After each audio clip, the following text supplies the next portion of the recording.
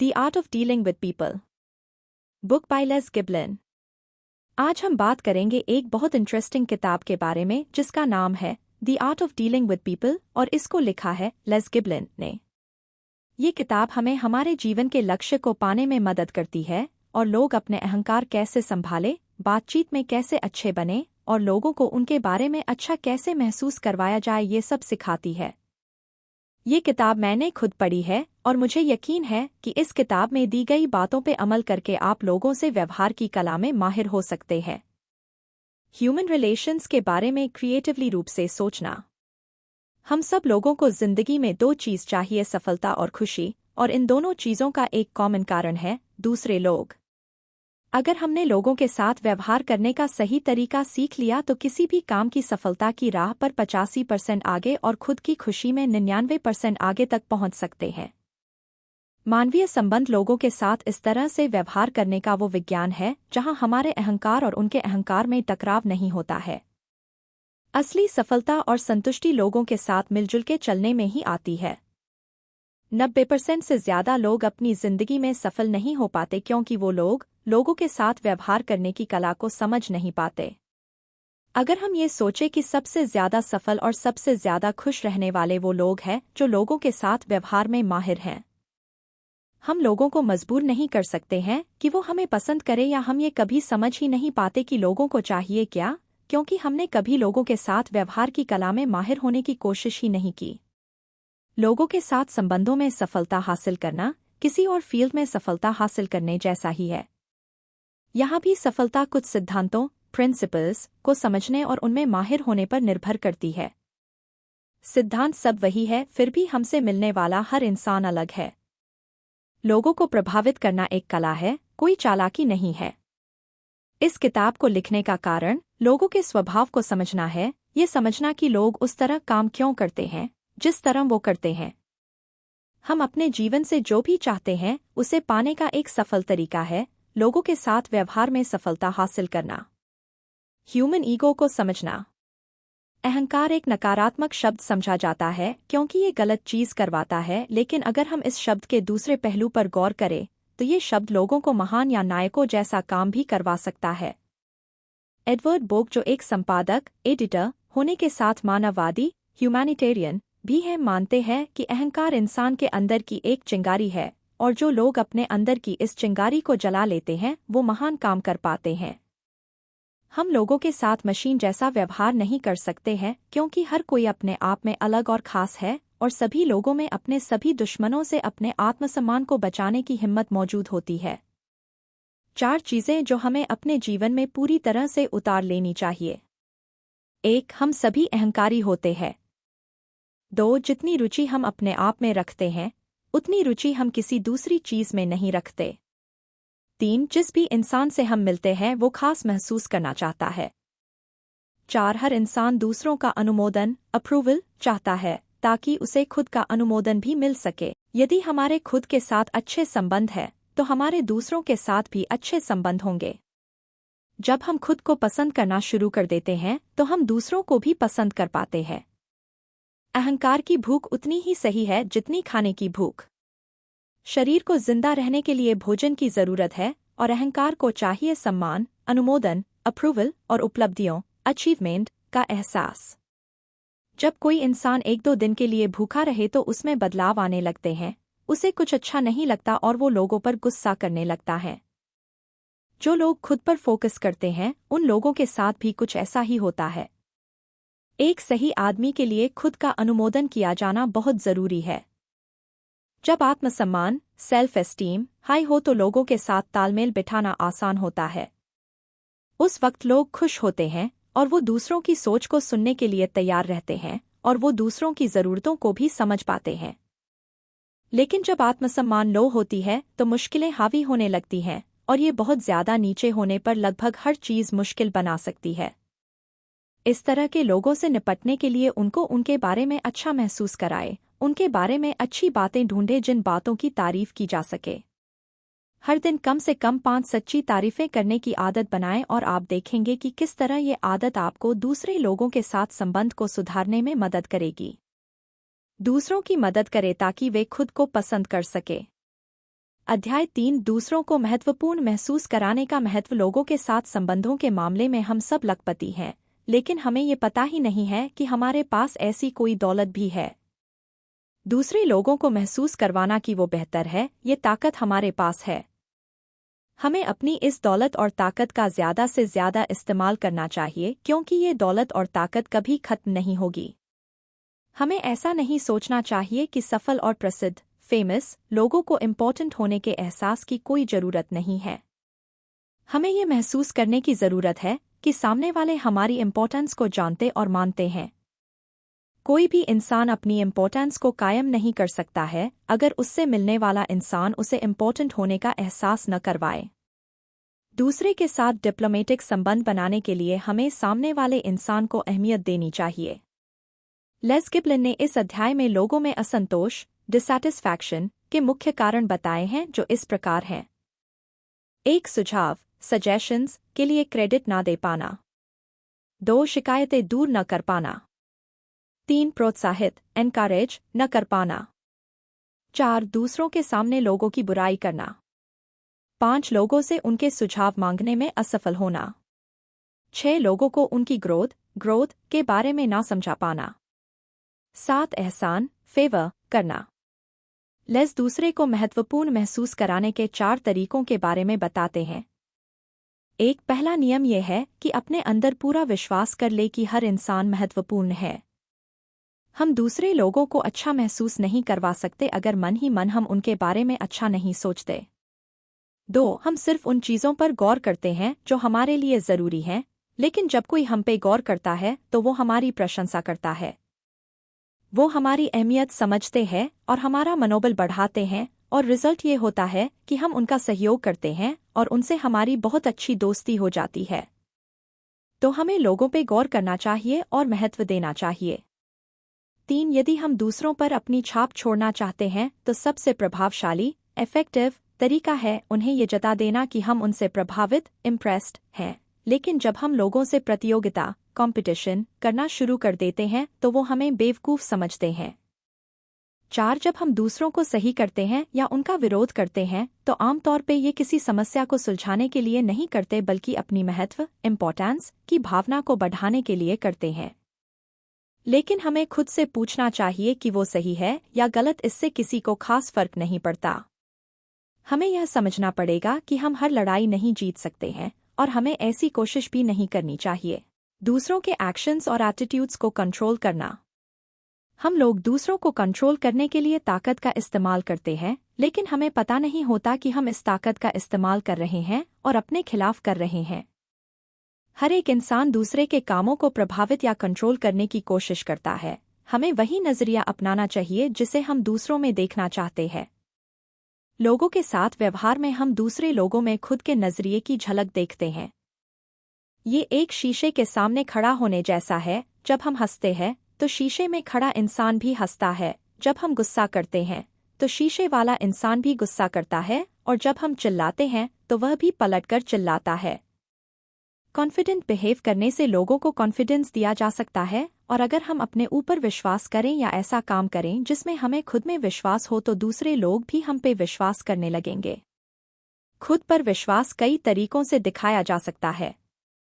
हम ये कभी नहीं सोचते कि हमें किसी खास इंसान पर ही विश्वास क्यों होता है। इसका कारण है कि कहीं न कहीं हम कुछ छोटी छोटी चीज़ों से लोगों को जज करने लगते हैं।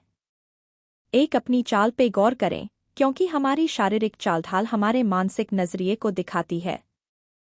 जब हम किसी को झुके हुए कंधों के साथ चलते हुए देखते हैं, जो अपने ऊपर के बोझ को उठा नहीं पा रहे, वो हताशा या निराशा का बोझ उठाते हुए दिखते हैं। लेकिन कॉन्फिडेंस से भरा इंसान साहस के साथ कदम उठाता है। उनके कंधे तने हुए होते हैं और उनकी आंखें सीधी अपने लक्ष्य पे होती है, जिसको पाने का पूरा विश्वास उन्हें होता है। 2 हमारे हाथ मिलाने का अंदाज। ढीले तरीके से हाथ मिलाने वाले इंसान का आत्मविश्वास बहुत कम होता है। जो हाथ को थोड़ा सा दबाते हुए दृढ़ता से हाथ मिलाए, वह ये संदेश देता है कि उसकी चीजों पे पकड़ है, और वो उसका आत्मविश्वास भी दर्शाता है।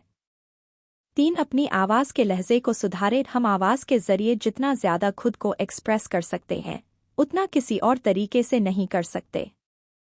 हमारी आवाज़ में निराशा नहीं झलकनी चाहिए। हर समय रोने या शिकायत करने की आदत से बचना चाहिए। हमें आत्मविश्वास से बात करते हुए अपने साहस को झलकाना चाहिए। 4. अपनी मुस्कान की जादुई ताकत का इस्तेमाल करें। एक सच्ची मुस्कान दूसरों में दोस्ती की भावना को जगा देती है। मन से हंसे, ना कि सिर्फ चेहरे से।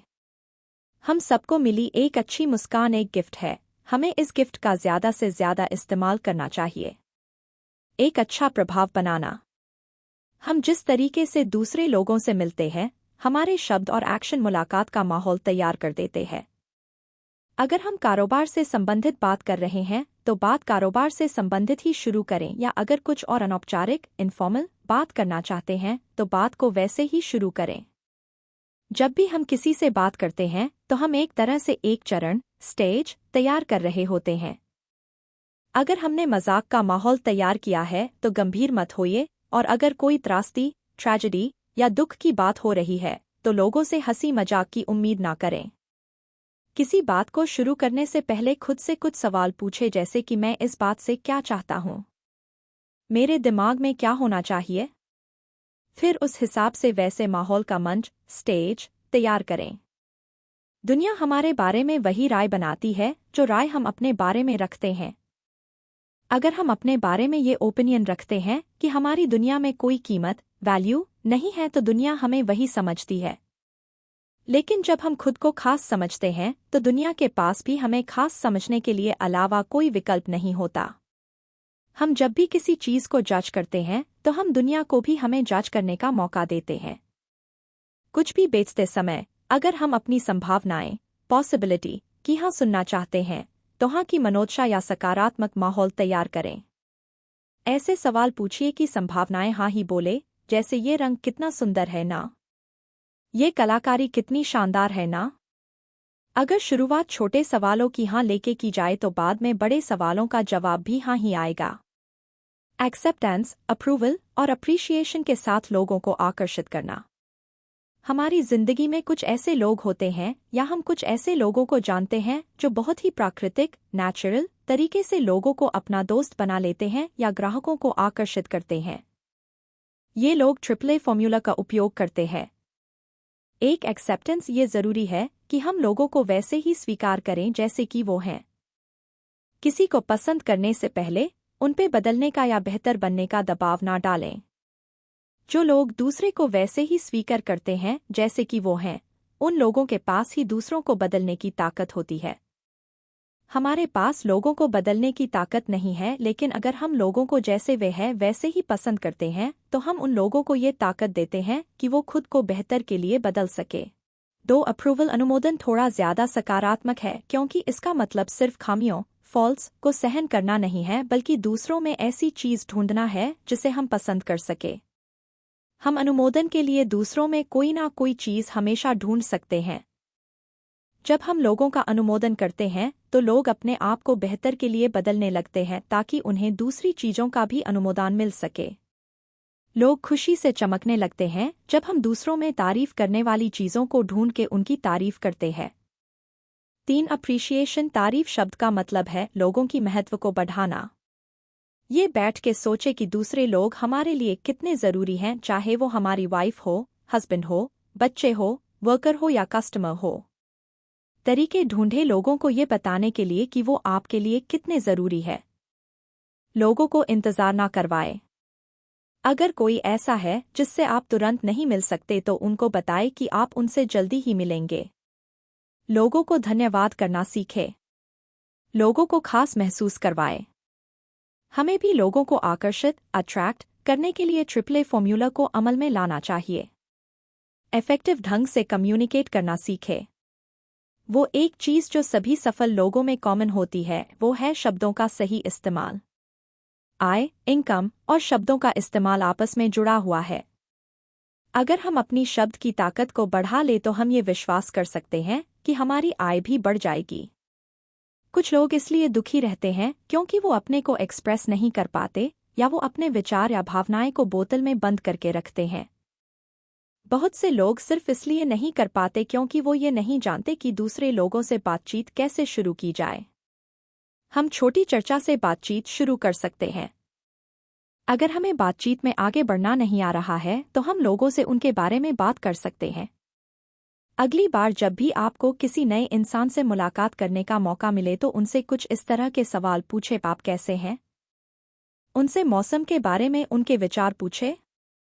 उनसे उनकी फैमिली के बारे में पूछे। उनसे पूछे वो किस तरह के काम में है। इस तरह के सवाल उन्हीं के ही बारे में बात करने का मौका देंगे। हमें ऐसा विषय ढूंढने की जरूरत नहीं है जिसमें हम दोनों रुचि रखते हैं, बल्कि उनसे उस विषय पर बात करें जिसमें वो विशेषज्ञ एक्सपर्ट हैं और वो विषय है वो खुद।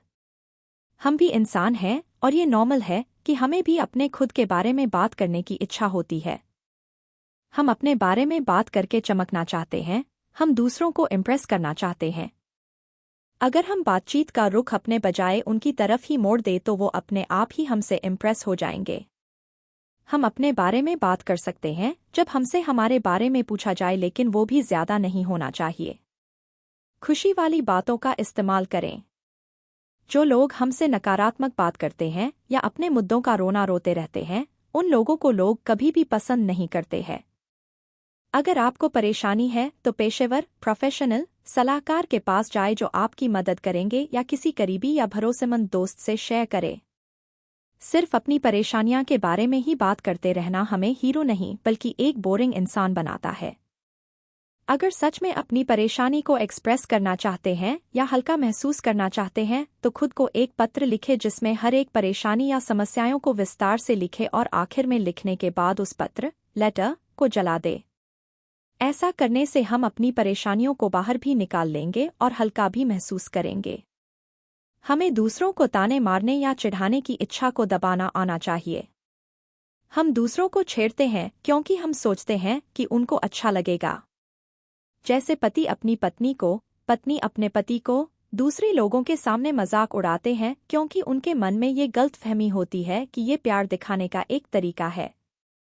हम ये सोचते हुए दूसरों को ताने मारते हैं कि वो बुरा नहीं मानेंगे।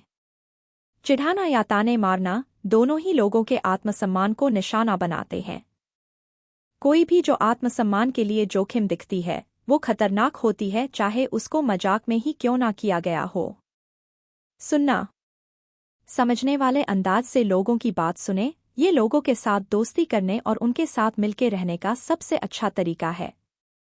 हम सब चाहते हैं कि लोग हमें बुद्धिमान समझें। एक सबसे प्रभावशाली इफेक्टिव तरीका है लोगों को सुनना और ध्यान देना कि वो क्या कहना चाहते हैं। लोग हमें बताते हैं कि वो क्या चाहते हैं जब हम उनको सुनते हैं। लोगों के साथ अच्छे रिश्ते दो तरफा है, जैसे लेना और देना। जब तक हमें ये पता नहीं होगा कि लोगों को क्या चाहिए, वो किसी के बारे में क्या सोचते हैं या उनकी खास ज़रूरतें क्या है, तो हम उनके बारे में कुछ जानते ही नहीं हैं। और जब तक हमें लोगों के बारे में पूरी जानकारी नहीं होगी तब तक हम लोगों को प्रेरित भी नहीं कर सकते। सफल लोग वो हैं जो दूसरों को बोलने और लगातार बोलते रहने के लिए प्रोत्साहित एनकरेज करते हैं और अपना मुंह बंद रखते हैं। सुनने से संकोच दूर होता है। जब हम दूसरों की बात ध्यान से सुनते हैं, उनकी आवाज़ के लहजे या शब्द पे पूरा ध्यान देते हैं, तो इससे हम अपना ध्यान अपने ऊपर से हटा सकते हैं। अगर हम दूसरों को ध्यान से सुनना चाहते हैं तो धैर्य के साथ सुनें। किसी की सबसे बड़ी तारीफ ये है कि उसकी बात को बहुत ध्यान से सुनना। सुनने की कला हम नीचे दिए तरीकों से सीख सकते हैं। एक, जो इंसान बात कर रहा है उसकी तरफ देखें। जो लोग सुनने के लायक होते हैं वो देखने के लायक भी होते हैं और इससे हमें उनकी तरफ ध्यान केंद्रित करने में भी मदद मिलती है। 2, लोगों की बातों में गहरी रुचि लें। अगर आप उनकी बात से सहमत हैं तो हमें सर हिलाएं और अगर वो कोई कहानी सुना रहे हैं तो मुस्कुराएं। 3, बात करने वाला इंसान के आगे थोड़ा सा झुकें। गौर करें कि जब कोई हमसे बहुत दिलचस्प इंटरेस्टिंग बात करता है तो हम उसकी ओर झुक जाते हैं और बोरिंग बात करने वाले से थोड़ा सा दूर की तरफ जाने लगते हैं। 4, सवाल पूछे। ये लोगों को ये बताता है कि आप उनकी बात लगातार सुन रहे हैं।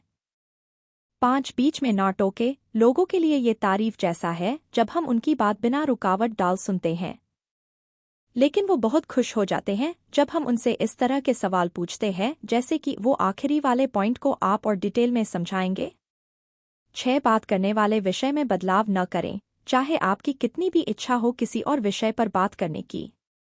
7 अपनी बात रखने के लिए सामने वाले के शब्दों का इस्तेमाल करें। यह सिर्फ ये नहीं दर्शाता कि आप सुन रहे थे बल्कि उनका विरोध किए बिना हमें अपने विचार रखने का मौका देता है। अपनी बात इस प्रकार से रखें जैसा कि आपने बताया। लोगों को मनाना। हर रोज कुछ ऐसी स्थिति आती है जहां हमें अपनी बात मनवाने की जरूरत पड़ती है और दोनों पक्षों के बीच असहमति होती है।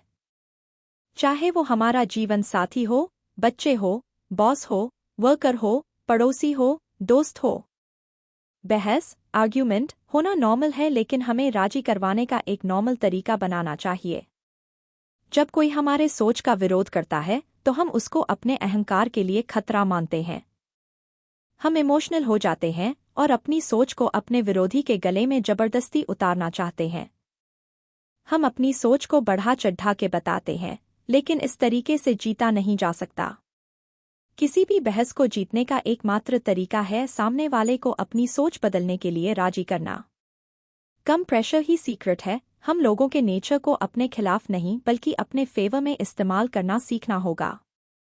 अगर हम लोगों को ये बोलते हैं कि उनके विचार खराब हैं तो वे खुद को बचाते हैं।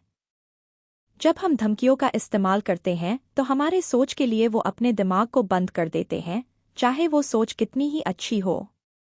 अगर हम अपने विचारों को देखना चाहते हैं तो हमें सामने वाले के अवचेतन सबकॉन्शियस मन को छूना पड़ेगा, क्योंकि जब तक सामने वाले के अवचेतन मन को कोई बात स्वीकार नहीं होती वे भी उस बात को स्वीकार नहीं करते। बहस जीतने के कुछ नियम। दूसरों को उनकी बात रखने का मौका दें, बीच में ना टोके। सुनना याद रखें, जिस इंसान को कोई बात कहनी होती है उसका दिमाग भी बोलने के लिए सेट होता है। अगर हम चाहते हैं लोग हमारी बात सुने तो पहले हमें लोगों की बात को सुनना सीखना होगा। किसी को जवाब देने से पहले थोड़ा रुके। ये वहाँ भी जरूरी है जहाँ बातों में किसी प्रकार की असहमति नहीं है। जब भी आपसे कोई सवाल पूछा जाए तो थोड़ा सा ठहर के जवाब दें। यही ये दर्शाता है कि आपने जवाब को सोच समझ के दिया है, क्योंकि ये आपके लिए एक जरूरी बात है। हमेशा 100% जीतने पे जोर ना दें।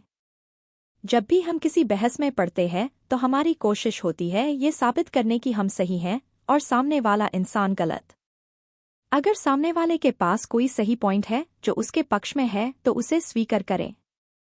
अपनी बात को सटीक तरीके से रखें। जब कोई हमारी बात का विरोध करता है तो हमें बात को बढ़ा चढ़ा के बताने की आदत होती है। शांति से बताए गए फैक्ट्स लोगों को अपनी सोच बदलने में ज्यादा कारगर होती हैं। तीसरे पक्ष के जरिए बात करें। एक वकील जब कोई मामला जीतना चाहता है तो वह गवाह तय करता है जो जज के सामने बोल सके। जहां बातचीत में असहमति होती है वहां तीसरे पक्ष के जरिए बात करना मदद करती है। रिकॉर्ड्स और इतिहास का सहारा लेके बात करें। सामने वाले को अपनी लाज बचाने का मौका दे। बहुत बार ऐसा होगा जब सामने वाला अपना दिमाग भी बदलेगा या आपसे सहमत होगा।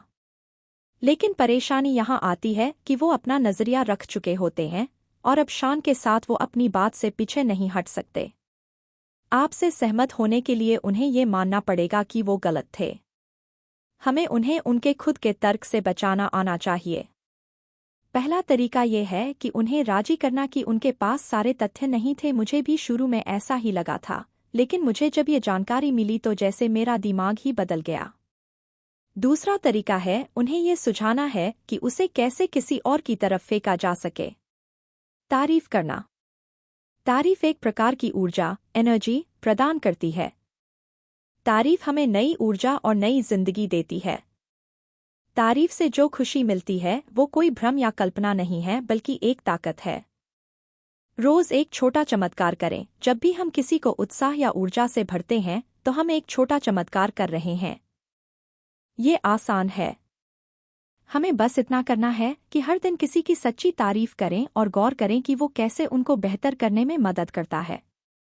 सच्ची तारीफ करने से ना सिर्फ लोग अच्छा महसूस करते हैं बल्कि ये उनको बेहतर काम करने के लिए भी प्रेरित करता है।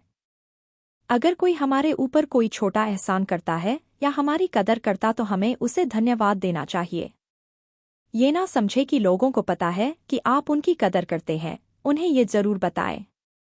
जब आप लोगों के काम की कद्र करते हैं तो वे और ज्यादा बेहतर काम करना चाहते हैं। धन्यवाद कहने के कुछ नियम। 1. धन्यवाद सच्चा होना चाहिए। उन्हें इस प्रकार कहें मानो आप दिल से कह रहे हो, उसे खास बनाएं। 2. धन्यवाद को खुल के बोले, ऐसा न दिखें कि आपको शुक्रिया बोलने में शर्म आ रही है।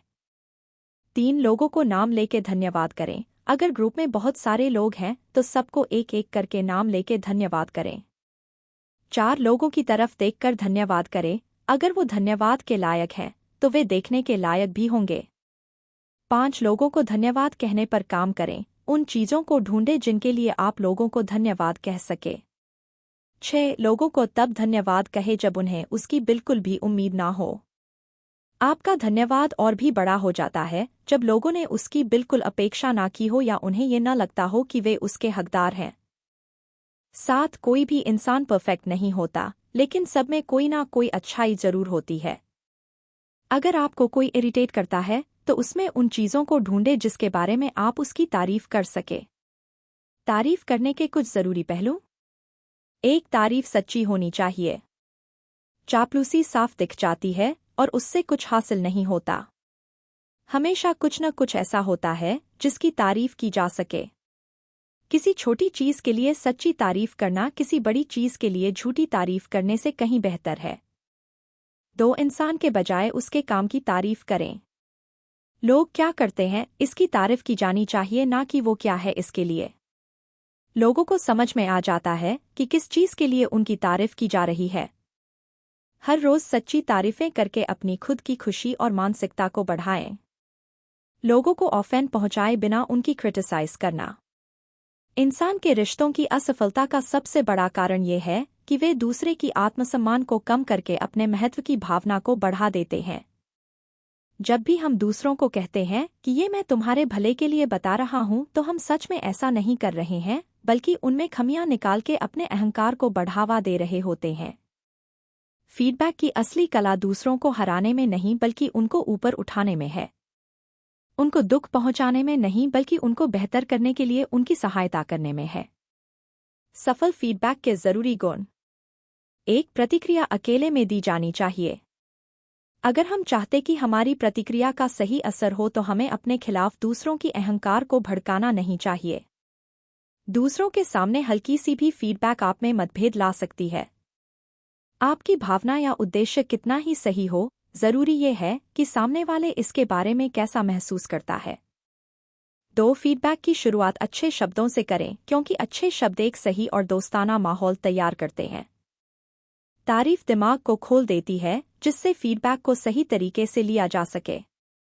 3. काम की प्रतिक्रिया करें, इंसान की नहीं। उनकी प्रतिक्रिया उनके काम तक ही सीमित करके हम उनकी तारीफ कर सकते हैं और उनके अहंकार को भी बढ़ावा दे सकते हैं। 4. जवाब बताएं। जब हम दूसरों को बताते हैं कि उन्होंने क्या गलती की है तो उनको ये भी बताएं कि उसको सही कैसे किया जा सकता है।